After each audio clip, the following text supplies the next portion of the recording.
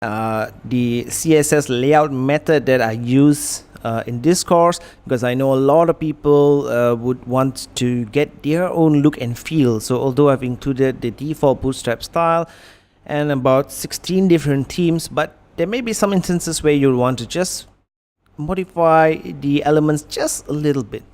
So how do you do that? So let's go back to the course here, and as I mentioned, you will be working under your project, okay? But let me just click on index.html to explain how I've laid out the CSS. So the CSS style sheets, I've commented everything beautifully over here, and also some tips on what's happening in the different sections, but let me explain anyway. Okay, so the themes that I got are all from Bootstrap, and those are all free themes that you can go to www.bootswatch.com and you can download those modified Bootstrap CSS yourself. It will look exactly the same. All the Bootstrap themes that I've included here is 100% original. I've not changed anything. Right, so the first, if you understand CSS, then you know that any CSS element that you include later on in the document will override the ones that come before. So I've included Bootstrap, the basic vanilla version of Bootstrap CSS first and foremost right on top, and then I've included Font Awesome. So if you happen to change the location of any of the files, then you may want to modify the path to those files over here. Next come the Bootstrap themes. So as I mentioned, you can uncomment any of these themes to do whatever you want with it.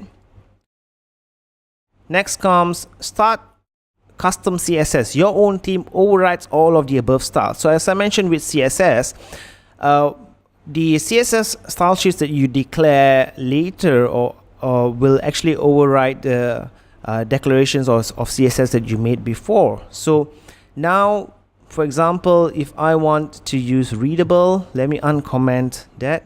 I'm going to uncomment readable. Okay, and let's preview how it looks like. So this is the readable theme, okay, in Bootstrap. So you can actually comment out the vanilla version of Bootstrap if you want to. Again, if you are actually pushing your site to live, you don't have to include all the CSS styles that you see here. This is just for practice. So you can comment out the vanilla version of Bootstrap or not, it doesn't really matter. Okay, and then comes your own custom CSS. So let's uncomment this one. And custom CSS is a blank file, it's a blank slate for you to modify anything that you want to modify. And that is located, of course, on the assets, and under themes, you would see custom.css. So if you double click on custom.css, it's a blank slate and you can put in your styles over here. Okay, let's go back to index.html.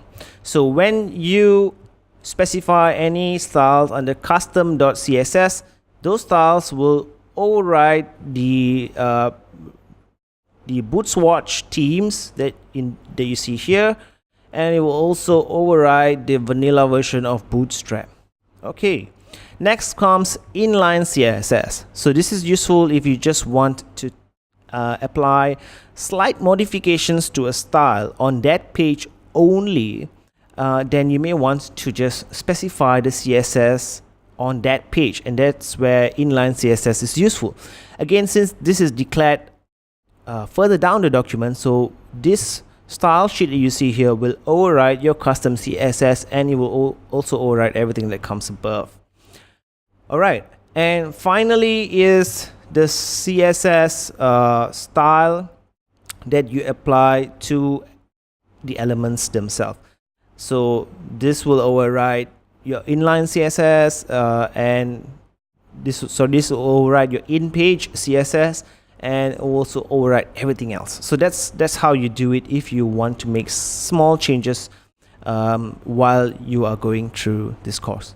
Again, this is all for your convenience, and when you actually decide to push your site to live and build a site, then you would not, I wouldn't advise to do the CSS on each and every page, but instead you can put it all into one file called custom CSS, and then you can choose any of this, okay, delete the rest of it, and you can even delete the vanilla version of Bootstrap. So it's really up to you, and for the sake of doing the exercises, I recommend that you don't mess around with this and you just uncomment the ones that you want. But when you're pushing to live, then go lean and remove all the unnecessary stuff. Now let's get on with the rest of the course.